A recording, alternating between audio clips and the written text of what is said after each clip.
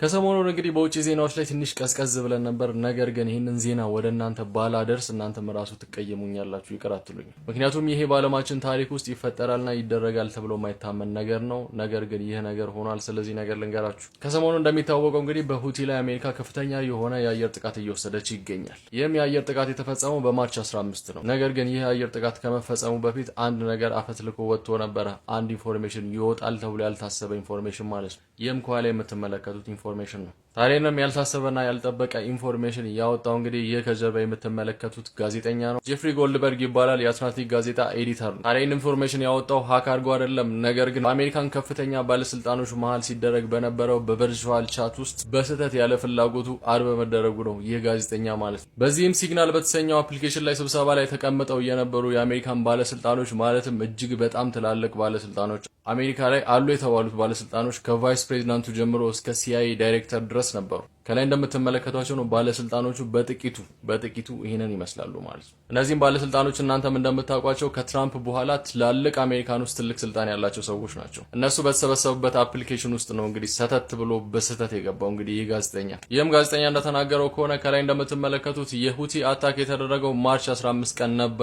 ነገር ግን ማርች 15 ቀን ሁላችሁም ከማወቃችሁ ከሁለት ሰዓት በፊት ቀደሜ ነበረ እኔ እዛ በመገኘት ያወቅኩት ይህን ጥቃት እንደሚፈጸም ብሎ ተናግሯል። ታዲያ ይህንን ኢንፎርሜሽን በጣም ሴንሲቲቭ ያደረገው እንግዲህ የአሜሪካን ዲፌንስ ሴክሬታሪ የሆኑት ፒት ሄግዛት የተናገሩት ወይም በዛ ላይ በቴክስት ለባለስልጣኖቹ ያሳወቋቸው ነገሮች ናቸው። በዚህ አፕሊኬሽን ወይም በዚህ መተግበሪያ ላይ እንግዲህ ፒት ሄግዛት እንደተናገሩት ከሆነ መቼ ጥቃቱ ማለትም ሁቲ ላይ የሚጀመረው ጥቃት መቼ እንደሆነና መቼ እንደሚያልቅ ስፔሲፊክሊ ሲናገሩ ነበር። በተጨማሪም በዚህ ጥቃት ላይ ምን አይነት ጀቶችን እንደሚጠቀሙ ለምሳሌ ኤፍ-18ን እንደሚጠቀሙ እንዲሁም የመጀመሪያው ዙር ጥቃት በኤፍ-18 ፕሌኖች መቼ እንደሚጀምር ሁሉ እየተናገሩ ነበረ። ከዛም ደግሞ ምን አይነት ድሮኖችን እንደሚጠቀሙ ማሳወቀዋል። በተጨማሪም ሁለተኛው ስትራይክ መቼ እንደሚጀምርና ምን አይነት ጀት እንደሚጠቀሙ ሲያሳውቁ ነበረ ማለት ነው። ታዲያ ይህንን ሁሉ ድምጹን አጥፍቶ ሲከታተል የነበረው ጋዜጣ እንግዲህ ይህ ተግባር ከመፈጸሙ ከሁለት ሰዓት በፊት ይህ ኢንፎርሜሽን ነበረው ማለት ነው። እና በተጨማሪ ይህ ጥቃት ከተፈጸመ በኋላ ማለትም ተግባር ላይ ከኋላ በኋላ ፒት ሄግዛት አፕዴት አድርጓቸዋል፣ ጥሩ ነበረ የሚል ነገር አስተላልፏል። በዚህም እንግዲህ የአሜሪካ ምክትል ፕሬዚዳንት የሆኑት ኤክሰለንት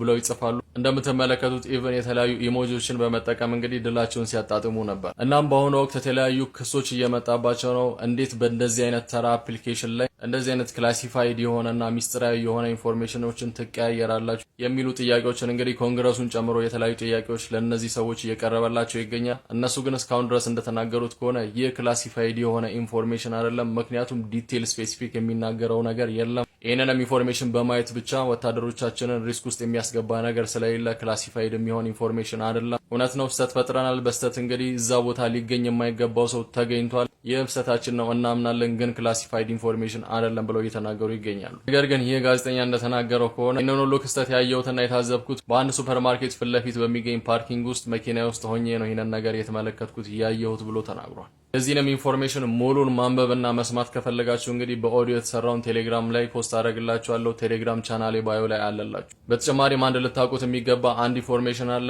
አሜሪካን ቢቱ ቦምበሮቿን እንግዲህ ወደ ኢንዲያን ኦሽን እያስጠጋች ትገኛለች። አሜሪካን ካላት ቢቱ ቦምበሮች 30% የሚጠጉትን አሁን እያስጠጋች ትገኛለች። ይህም ትልቅ ቴንሽኖችን ፈጥሯል። አዲስ ነገር ካለ ማቀብላችሁ ይሆናል። መልካም ቀን ይሁንላችሁ።